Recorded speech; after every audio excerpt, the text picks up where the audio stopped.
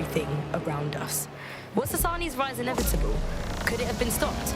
And what happens when democracy starts to breed the ideas that can destroy it? Using back channels and underground contacts, we got in touch with political analysts and historians to find out how it's possible for cynical, short-term leaders like our beloved Prime Minister to give birth to political nightmares.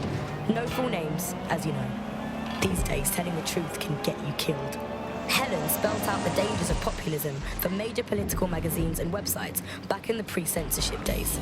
The appeal of fascist politics is about strongmen, and they are usually men, because it's about saying there are simple problems that are really easy to define, say immigration, and there are simple solutions to them, stop immigration.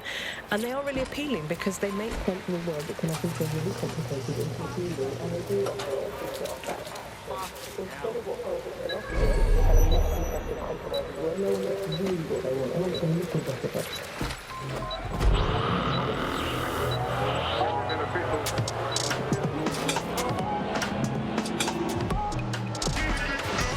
This is London Calling. I'm Tash, and you're listening to Buccaneer, your source for what they don't want you to know.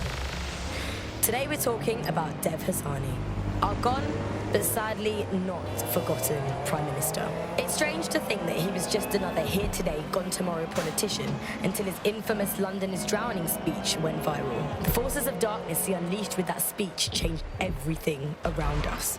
Was Hassani's rise inevitable? Could it have been stopped?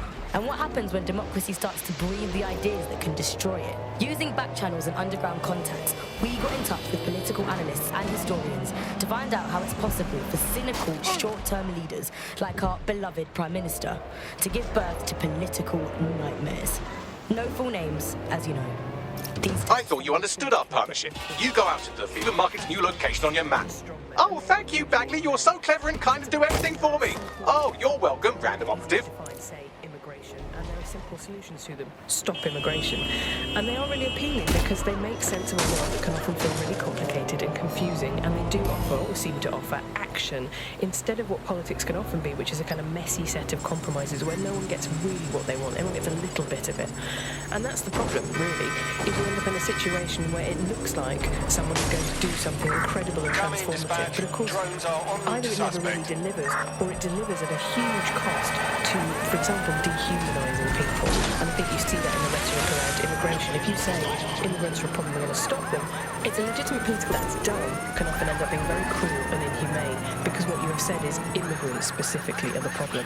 Not every fascist is a populist, but they are two interlinked styles of government, really, because what fascists tend to do is rely on narratives of deep change and of enemies. I think that's one of the hallmarks of this style of politics, when you represent your opponents not just as people who disagree with you, but as existential threats, as evil people. So you see it in the course of the run-up to the Second World War, where Jewish people are represented as rats and a scourge. You see it with Muslims, where they are represented as coming to take over and replace white people.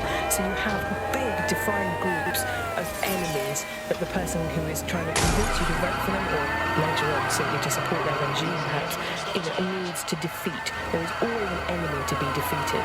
Unfortunately, one of the things we're very bad at as humans is recognising different things when they don't look like previous examples. So I think in pre-crisis Britain we had an idea that when fascism came it would look again like the 1930s. It would look like a single charismatic leader. It would look like a jackboots in the street and huge flags.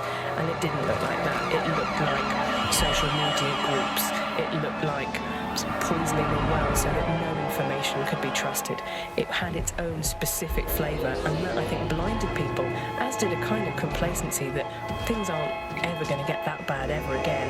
That's a problem for the past. We're much more sophisticated now. We're not going to succumb to these great moods of emotion where everyone is hysterically listening to a leader. Well, guess what? People don't change that much. Trace complete. The signal controlling the van originated in the Stockwell war bunker. Good chance that's where Zero Day has been operating this whole time. If so, they certainly have a flair for the dramatic. Not for long. Send me the location.